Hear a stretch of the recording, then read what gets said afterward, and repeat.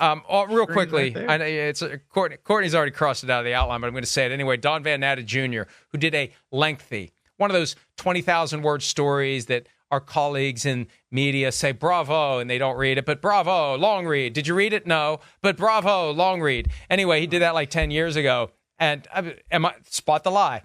He's now going to do an even longer read, a full unauthorized biography of Jerry Jones. Unauthorized, which means it'll be far closer to the truth than the Netflix docuseries, in which I'm sure Jerry will have final say over what does and doesn't get in. Not that Jerry seems to be all that troubled about anybody saying anything bad about him, but the unauthorized biography, that might be worth reading. The only problem with biographies, though, and I know we need to take a break, the only problem with biographies, like, I really don't need to know how the person's grandparents met.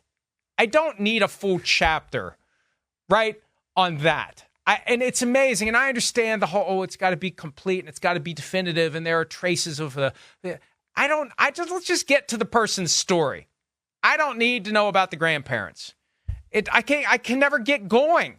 It's like this long, tedious background, almost as tedious as me making this point to get to. So I struggle with biographies.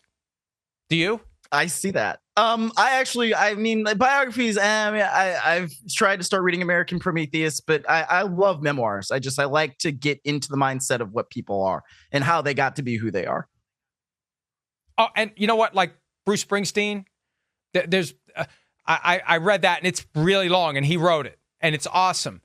I like to know, especially when it's actors and musicians, I love to know the story about how they got to be where they are. When did the talent flash? What were the moves you made? What did you do to push against whatever it was in your life that was telling you you're wasting your life, you're stupid, you shouldn't do this?